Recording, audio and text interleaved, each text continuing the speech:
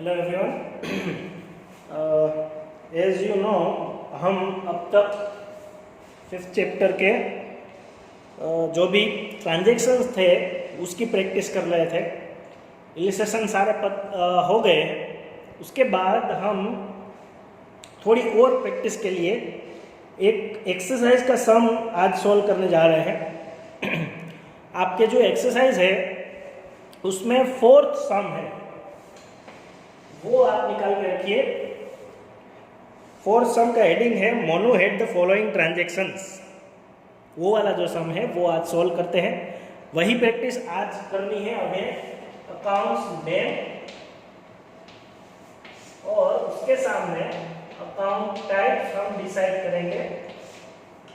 ये हमारी प्रैक्टिस के बाद हम अकाउंट्स के रूल्स समझेंगे नेक्स्ट चैप्टर में, इसलिए ये लास्ट प्रैक्टिस हम कर लेते हैं। अकाउंट्स, कोई भी ट्रांजैक्शन आपको आए तो अकाउंट्स निकालना आपको आना चाहिए, इसलिए एक ज़्यादा प्रैक्टिस करवा रहा हूँ एक्सरसाइज में से। First, started business with cash. Cash हुआ तो कैश अकाउंट आएगा ही। दूसरा अकाउंट कौन सा आएगा? अगर बिजनेस स्टार्ट कर रहे हैं तो आपको स्टार्ट होनी चाहिए दिमाग में कि ये कैपिटल होगी, क्योंकि इन्वेस्टमेंट कर रहे हैं। तो दूसरा अकाउंट आएगा कैपिटल अकाउंट। ट्रांजैक्शन अगर कैश में हो तो हम सीधा कैश अकाउंट लिख लेते हैं, अब याद नहीं करना पड़ता। हमको ऐसे ही प्रैक्टिस करते करते ये भी आना चाहिए कि कोई भी बिजनेस स्टार्ट करे तो उसमें जो भी इन्वेस्टमेंट हो वो हमारा कैपिटल होगा। कैश रियल में आएगा, ये अब हमें प्रैक्टिस हो गई है। कैपिटल पर्सनल में आएगा, ये आपको याद रहना चाहिए कि कैपिटल अकाउंट जो है वो ओनर के लिए है, और ओनर का नाम हम नहीं लिखते बिजनेस में, अकाउंट्स में, इसीलिए हम उसके बदले में कैपिटल और ड्राइंग्स लिखते हैं, जो कि पर्सनल अकाउंट में ही आएगा। Second transaction, deposited cash into bank. Deposited cash into bank, तो हम कैश बैंक में डिपॉजिट करते हैं तो कैश तो हमारी जाएगी, इसलिए कैश अकाउंट, और बैंक में डिपॉजिट कर रहे हैं इसलिए दूसरा बैंक अकाउंट भी आएगा। तो एक कैश अकाउंट हो गया जो कि रियल में आएगा, और दूसरा बैंक अकाउंट आएगा जो कि हम पर्सनल और रियल दोनों में लिखते हैं। पर्सनल समझो तो भी ठीक है, और real bank balance as a bank balance real समझो तो भी ठीक है, दोनों में सही आंसर मिलेगा आपको। Third, bought a machine by raising a loan, bank loan.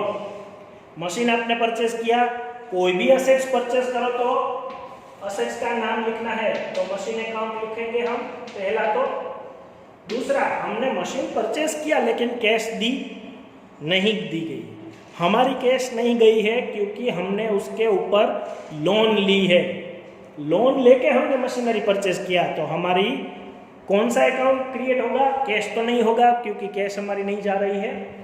Loan account create होगा, तो लोन अकाउंट लिखेंगे हम। मशीनरी असेट से इसलिए रियल में आएगा, और लोन जो है वो लायबिलिटी है। लायबिलिटी हमेशा पर्सनल अकाउंट में आएगी।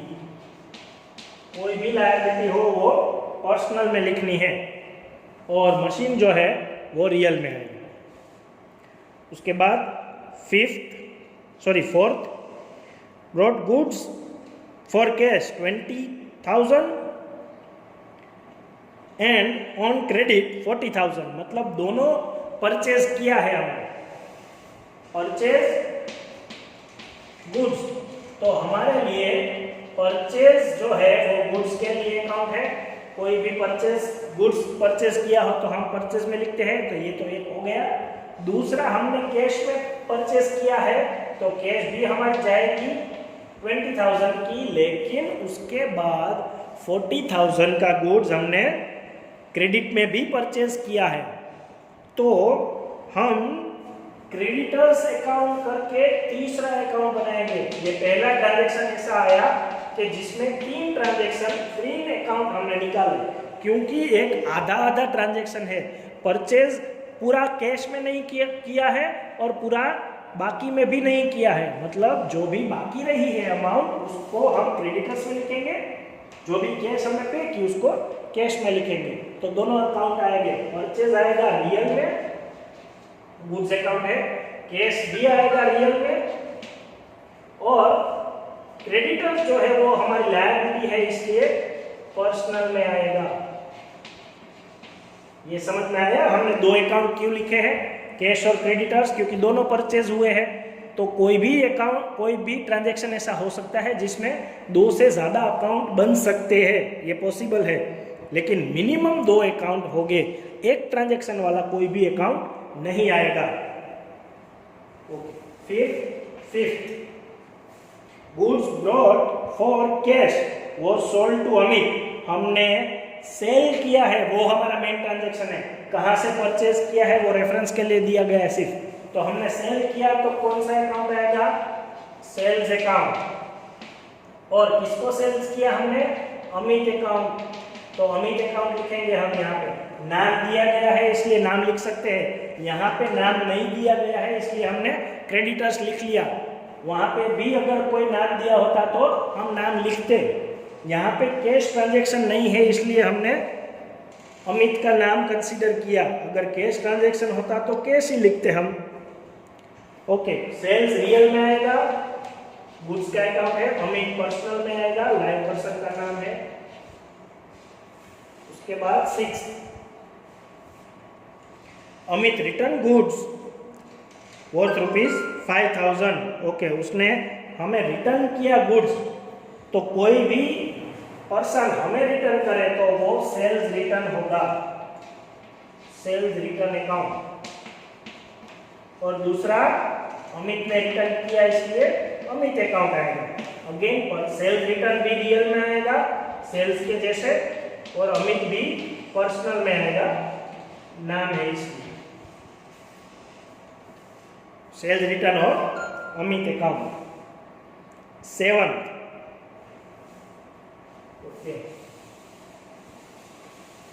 7th transaction, Amit settled his account by paying 19,500। हमें इसमें पहले तो मिल जाएगा कि उसने पे किए तो कैश अकाउंट आएगा, फिर अमित अकाउंट भी आएगा क्योंकि अमित ने पे किए हैं, लेकिन हमें ट्रांजैक्शन समझने पड़ेंगे। 5th ट्रांजैक्शन में हमने इसे 25,000 का गुड्स सेल किया था, मतलब हमें 25,000 लेने थे। उसके बाद नेक्स्ट ट्रांजैक्शन में उसने 5,000 का गुड्स रिटर्न कर दिया, मतलब अब हमें लेने हैं 20,000, वो 5,000 माइनस हो जाएंगे। लेकिन उसने पे कितने किए, 19,500। 20,000 के सामने अगर कोई 19,500 पे करता है तो हम उसको बोलते हैं 500 को डिस्काउंट अकाउंट, इसलिए हम तीसरा अकाउंट बनाएंगे इसमें, डिस्काउंट अकाउंट। कैश आएगा रियल में, अमित आएगा पर्सनल में, और डिस्काउंट आएगा नॉमिनल में, क्योंकि हमारा लॉस है, हमने किसी को डिस्काउंट दिया इसलिए वो लॉस होगा। 20,000 पे करने थे लेकिन 19,500 ही पे कर रहा है अमित, इसलिए हमने उसको डिस्काउंट दिया जो कि आएगा नॉमिनल में।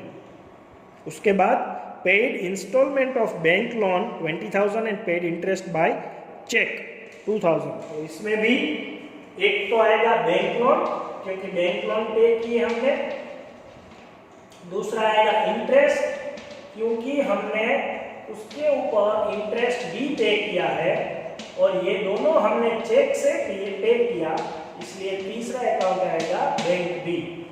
बैंक लोन का इंस्टॉलमेंट पे किया है, उसके बाद इंटरेस्ट भी उसके ऊपर पे किया है, और दोनों अमाउंट हमने चेक से पे की है इसलिए बैंक। इसमें भी 3 ट्रांजैक्शन आए, बैंक लोन आएगा लायबिलिटी में, या फिर आप पर्सनल में उसको लिख लीजिए, लायबिलिटी है इसलिए।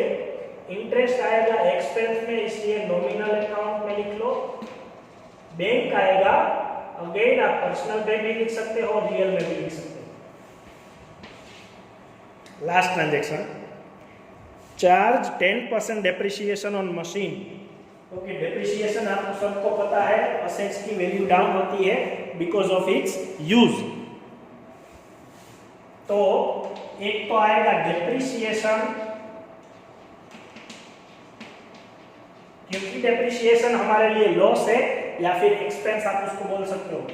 दूसरा, मशीन के ऊपर डेप्रिसिएशन लागू पड़ा है तो मशीनरी अकाउंट आएगा, क्योंकि वैल्यू मशीनरी की डाउन हुई है। डेप्रिसिएशन, एक्सपेंस या लॉस जो भी गिनो आप, तो वो आएगा नॉमिनल अकाउंट में। मशीनरी हमारे लिए असेट्स है, इसलिए आएगा रियल अकाउंट में। ओके, 9 ट्रांजेक्शन थे, लेकिन सीखने में सारे अच्छे ट्रांजेक्शन्स थे, क्योंकि इसमें ज़्यादातर ट्रांजेक्शन्स में 3-3 अकाउंट लिए, इसलिए ही मैंने ये एग्जाम्पल आपको करवाया। एग्जाम्पल नहीं पर एक्सरसाइज का सम करवाया। ये थोड़े अलग ट्रांजेक्शन्स थे। एक ट्रांजेक्शन में आपने देखा कि 3-3 अकाउंट हो सकते हैं।